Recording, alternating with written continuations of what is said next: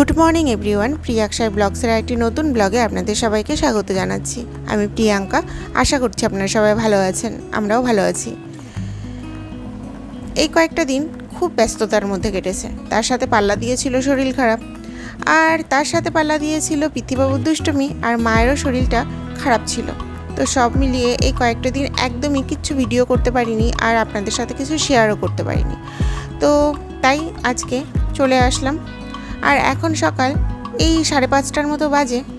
একটা সময় কিছুদিন আগেও এরকম ছিল যে 5:30টার সময় কিন্তু বেশ ভালো আলো ফুটে যেত, কিন্তু এখন 5:30টার সময় তো একদম অন্ধকারই থাকছে, আর 5:30টার সময় আলো ফুটছে, তবে একদম ক্লিয়ার আলো ফোটে না।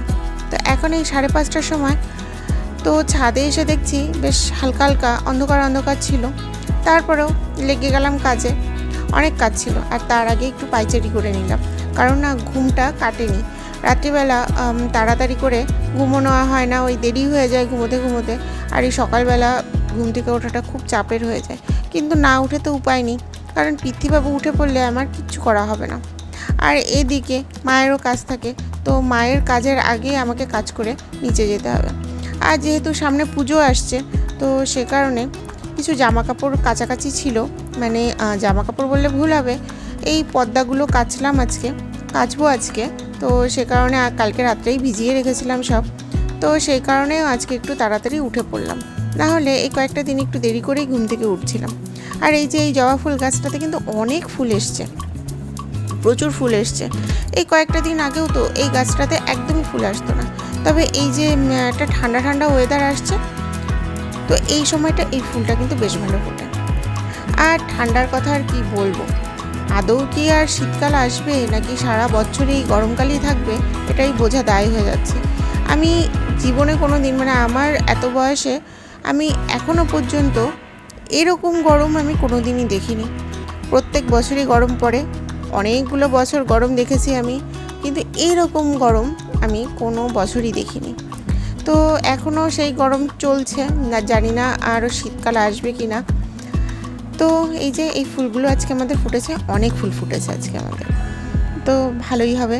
অনেক দিন পর আজকে অনেকগুলো ফুল দিয়ে ঠাকুরের পুজো করব। আর এই তো কালকেও সেরকম কিন্তু ভালো ফুল ফোটেনি, কয়েকটা দিন সেরকম ফুল ফুটছিল না, কিন্তু আজকে হঠাৎ করেই অনেক ফুল ফুটেছে। আর তার সাথে সবথেকে বড় কথা যেটা, আজকে একটা পদ্ম ফুল ফুটেছে, একটাই পদ্ম ফুল ফুটেছে, অনেক দিন পরেই ফুটলো।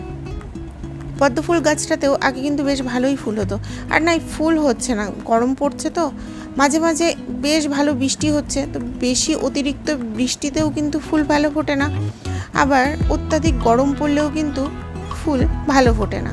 তো সেই কারণে তো আজকে যেহেতু বৃহস্পতিবার, আর যেহেতু একটা পদ্ম ফুল ফুটেছে, তো সেই কারণে ঘটের উপরে পদ্ম ফুলটা দিলাম।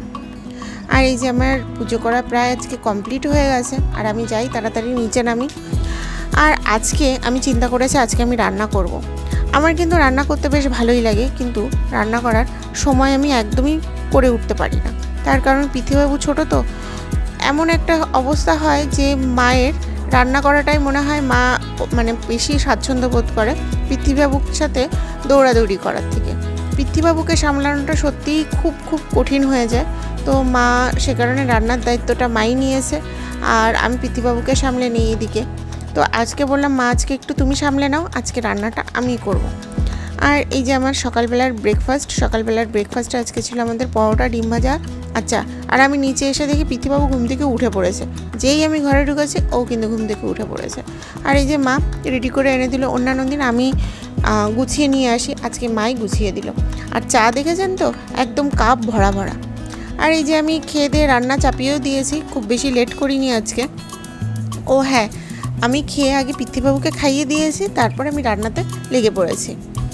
আর আজকে মা বাজারেও গেছিলো একটু, তো সেই কারণে এই তাড়াতাড়ি বসিয়ে দিলাম। আবার ওদিকে পিতৃবাবুকে স্নান করানোর আছে। আর এই যে একটা পিতৃবাবুর মাছ ভাজা হচ্ছে, ট্যাংরা মাছ মা বাজার থেকে নিয়ে এসছে। আর ওকে এমনিতে খুব একটা বেশি মাছ আমি খাওয়াইনি, মানে খুব একটা বেশি বলতে মানে বেশি ভ্যারাইটির মাছ আমি খাওয়াই না। এই এক শিং মাছ, না হলে ট্যাংরা মাছ, আর আগে খাওয়াতাম যেটা কই মাছ, তো এখন এই অত্যাধিক কাটার ভয়তে না আর ওই কাটা বাঁচতে বাঁচতে আমার দিন রাত কাভার হয়ে যায়।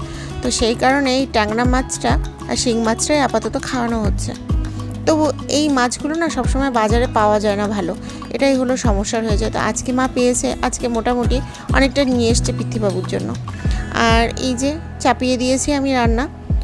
আগে এই চিকেনের জন্য আলুগুলোকে আমি যেহেতু আজকে চিকেনটা আমি রান্না করব, অন্যান্য দিন মা রান্না করে, তো আজকে আমি করব একটু কষা কষা করে।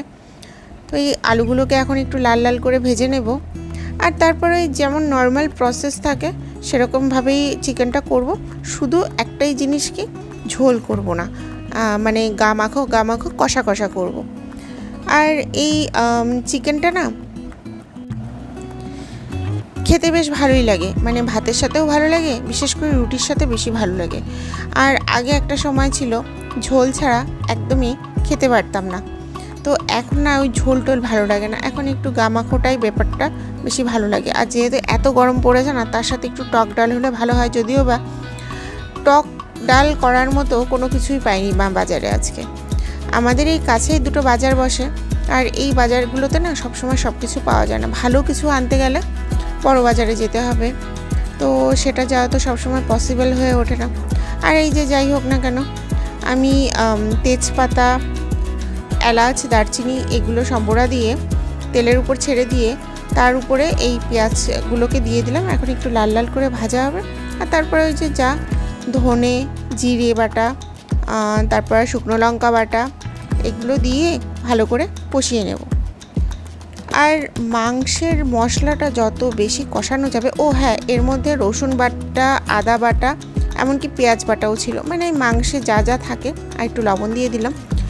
আর আমি চিকেনটাকে আগে যেটা করেছি, চিকেনে টক দই দিয়ে হলুদ লবণ আর একটু সর্ষের তেল দিয়ে আগেই ম্যারিনেট করে রেখে দিয়েছিলাম, মোটামুটি ঘন্টাখানেক তো হবেই। তো তারপর বাকি কাজগুলো করে নিয়েছিলাম। আর এই যে এখন, আর এদিকে ভাতও বসিয়ে দিয়েছি। আর অনেকটা দেরি হয়ে গেছে আজকে, যেহেতু মা মাঝখানে বাজারে গেছিলো, অনেকটা লেট হয়ে গেছে। এদিকে আবার পৃথ্বীবাবুকে স্নান করানোর আছে। আর মাঝখানে একবার যে ওকে আমি ফলের রস করে খাইয়েও দিয়ে এসেছি। আর এই যে এখন এই যে প্রায় কষা কষা হয়ে গেছে, তেল ছেড়ে দিয়েছে। আর এই সময়টা আমি টমেটো বাটা দিয়ে দিলাম। টমেটো বাটাটা আমি আগে দিতে পারতাম, কিন্তু টমেটো বাটাটা এই সময়টা যখন তেলটা ছেড়ে দেবে, এই সময়টা দিলে সবথেকে ভালো হয়। কালারটা যেমন ভালো আসে, আমার মনে হয় ঝোলের টেস্টটাও একটু বেড়ে যায় বেশি। আবার অনেকে যেটা করে, টমেটোটা না, আমার মাই মাঝে মাঝে যেটা করে, টমেটো কুচি করে কেটে দেয়। তো আমার যেটা মনে হয়, কুচি করে কেটে দেওয়ার থেকে বেটে দেওয়াটাই বেশি বেটার মনে হয় আমার। তো যাই হোক না কেন, আর এই যে আমার চিকেন প্রায় হয়েও এসছে। আর যাই হোক, আজকে তাহলে এই পর্যন্তই রাখছি। আমার এই চ্যানেলটিকে আপনারা অবশ্যই সাবস্ক্রাইব করবেন, আর ভিডিওটি ভালো লেগে থাকলে অবশ্যই একটি লাইক করে দেবেন। সবাই ভালো থাকবেন, সুস্থ থাকবেন। আবার কথা হবে একটি নতুন ব্লগে, ততক্ষণের জন্য টাটা। আর আমাদের আজকে আর এক্সট্রা কিচ্ছু ছিল না, শুধু সাদা ভাত আর চিকেন। যাই হোক, চিকেনটা কিন্তু দারুণ হয়েছিল, একটু কষা কষা, তো কষা চিকেন সত্যি ভীষণ ভালো হয় ঝোলের থেকে।